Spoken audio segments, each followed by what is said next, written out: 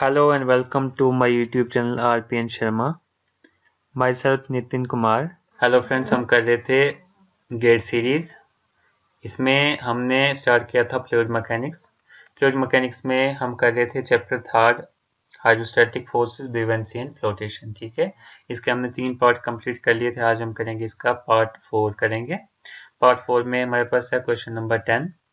Question number 10 क्या कह रहा है? 3 digit bucket are of identical height and base area. Further assume that each of these buckets have negligible mass and area full of water. The weight of water in these buckets are denoted by W1, W2, W3 respectively. Also, let the force of water on the base of the bucket be F1, F2, F3 respectively. Which of the following option is correct? ठीक है, तो ये figures दी हुई है हमारे पास 1, 2 और 3। तो ये वाली नहीं दी है, ऐसे ही है। All these buckets have the same area. ठीक है, तो क्वेश्चन क्या कह रहा है? 3 डिजिट बकेट्स। डिजिट क्या होता है? सबसे पहले तो मैं डिजिट की बात कर लेता हूँ। मान लो हमारे पास एक ये रॉड दी है, इसको हम बोलेंगे रिजिड रॉड। ये कब है? जब हमारे पास मान लो कोई भी यहाँ से फोर्स लग रही है, तो ये रॉड क्या करेगी? सिंपली हमारे पास यहाँ पे आ जाएगी या फिर ऐसे होगी। ठीक है, या फिर इस साइड आ जाएगी। इसका मतलब ये हुआ कि इसकी जो शेप और साइज जो है, वो कोई भी फोर्स अप्लाई करने से इसकी शेप और साइज में कोई फर्क नहीं पड़ेगा। ठीक है, मतलब ये ऐसे नहीं होगी। ये अगर ऐसे लोड पड़ रहा है तो ये कुछ इस तरीके की नहीं होगी। ठीक है, इस तरीके से कोई बेंड नहीं होगी। ये क्यों नहीं होगी? क्योंकि ये रिजिड है। ठीक है, कोई भी चीज़ रिजिड होती है तो उसकी शेप और साइज जो है वो कोई भी फोर्स लगाने से चेंज नहीं होती है हमारे पास। ठीक है, तो ये हमने खाली सीखने के लिए करना है, ये हमने क्वेश्चन में नहीं लिखना है। ठीक है, ये बोल रहा है 3 डिजिट बकेट से हमारे पास 3 डिजिट बकेट दिए हैं, आर ऑफ आइडेंटिकल हाइट, जिनकी हाइट क्या है? आइडेंटिकल है। ठीक है, आइडेंटिकल हाइट दी है, दैट मीन्स फर्स्ट बकेट की हाइट h दी है, सेकंड बकेट की हाइट भी h है और थर्ड बकेट की हाइट भी h दी है। ठीक है, एंड बेस एरिया, और बेस एरिया भी क्या है? आइडेंटिकल है। ये जो बेस एरिया है ये भी क्या है? तीनों का सेम है। ठीक है, अच्छा जी।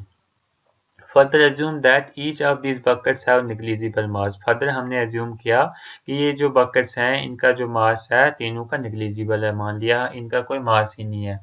And area full of water. ठीक है, जो एरिया है फुल ऑफ वाटर है, मतलब इसमें भी फुल पानी भरा हुआ है, इसमें भी फुल पानी भरा हुआ है और इसमें भी पानी भरा हुआ है। ठीक है, the weight of water in these buckets are denoted by, जो वेट है इसका पानी का इन बकेट्स में, तो जो ये फर्स्ट है इसमें W1 है, सेकंड में W2 है, थर्ड में W3 है। ठीक है, weight. Also let the forces of water on the base of the bucket be, जो बेस पे जो फोर्सेस हमारे पास लग रही हैं वो इस पे फर्स्ट पे हमारे पास F1 और सेकंड पे F2 और थर्ड पे F3 है। तो मैं बकेट्स को बना ही लेता हूँ। एक बकेट कुछ इस तरीके की दी है। ठीक है, इसकी हाइट h दी है। इसके बाद जो वेट दिया हुआ है इस बकेट का W1 दिया हुआ है और इसकी फोर्स दी है F1, बेस पे जो इसके पे फोर्स लग रही है F1 लग रही है। ठीक है, बकेट 2 है, ये कुछ इस तरीके की है। ये हाइट इसकी भी h है। ठीक है, इस पे जो वेट लग रहा है W1 और इस पे जो फोर्स लग रही है बेस पे वो F2 है। ठीक है, तीसरी टाइप की बकेट दी है कुछ इस तरीके की। ठीक है, इसकी हाइट भी h है सेम। इस पे जो वेट लग रहा है इस पे W2, इस पे W3 और जो इस पे फोर्स लग रही है F3। ठीक है, तो ये हमारे पास 3 केसेस हैं, ये बकेट 1, ये बकेट 2, ये बकेट 3 है। ठीक है, तो हमें इसमें निकालना क्या है? All these buckets have the same area, और ये बकेट्स जो हैं तीनों, इनका एरिया जो है सेम है। तो हमने कुछ ये ऑप्शंस दिए हुए हैं, हमें देखना है कौन सा ऑप्शन करेक्ट है। ठीक है, तो इसमें हमें देखने के लिए सबसे पहले देखना होगा हमारे पास बकेट है, बकेट में हमारे पास आइडेंटिकल हाइट है, ये हमारे पास क्वेश्चन में दिया हुआ है आइडेंटिकल हाइट, मतलब हाइट तीनों की सेम है। उसके बाद बेस एरिया भी जो है हमारे पास है आइडेंटिकल है, कहाँ पे बताया था, identical base area, that means same area. तो identical base area, identical base area, ठीक है, बेस एरिया भी आइडेंटिकल है, ठीक है। उसके बाद अगर हम इसको देखें, इसको प्रोजेक्ट करें, ये आ गया, ये इस तरीके से प्रोजेक्ट होगा ये वाला, ठीक है।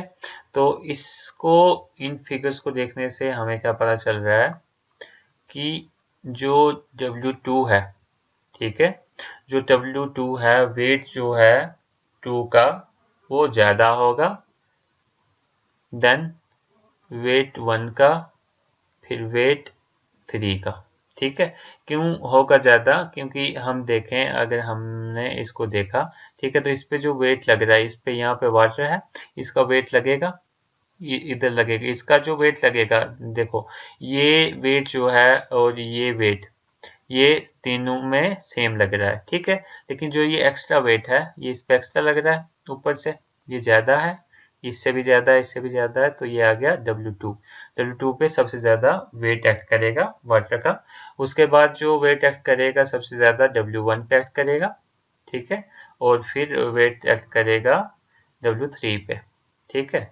तो दैट मीन्स जो वेट वाला ऑप्शन है हमारे पास वो कौन सा सही है, W2, W1 and W3, W2, W1 and W3। तो ये हमारे पास ऑप्शन बी में भी है, डी में भी है। अब हम देखेंगे कौन सा ऑप्शन, ऑप्शन फोर्स वाला।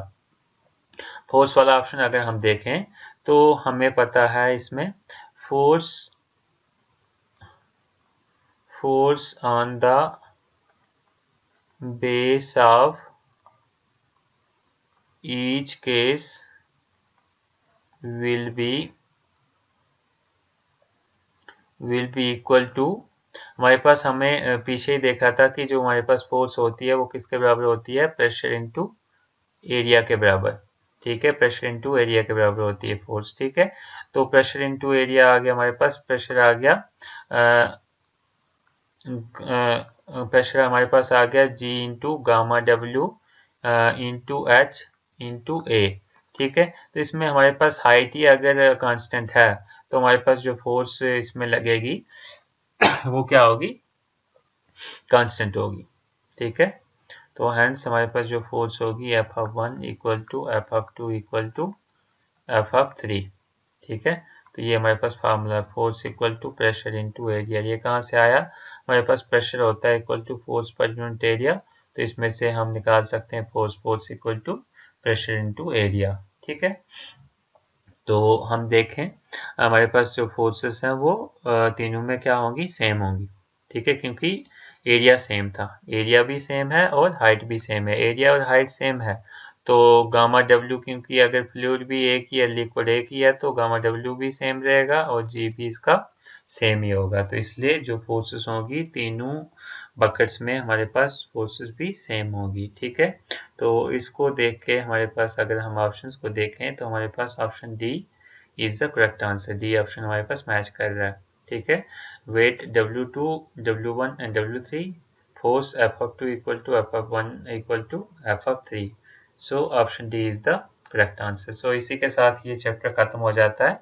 अगर आपकी कोई भी क्वेरीज हो तो आप कमेंट में मुझे लिख सकते हैं कि मेरे को ये क्वेरी है, और आपने मेरे चैनल को अगर सब्सक्राइब नहीं किया है तो आप प्लीज़ सब्सक्राइब कर लें, क्योंकि मैं आगे और भी सारी चीज़ें लाने वाला हूँ, ठीक है।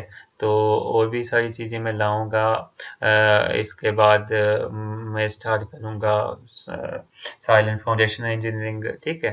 तो और भी सारे इंटरेस्टिंग चीज़ें मैं लाऊंगा, तो इसके लिए आपको क्या करना है, मेरे चैनल को सब्सक्राइब करना है। Thank you.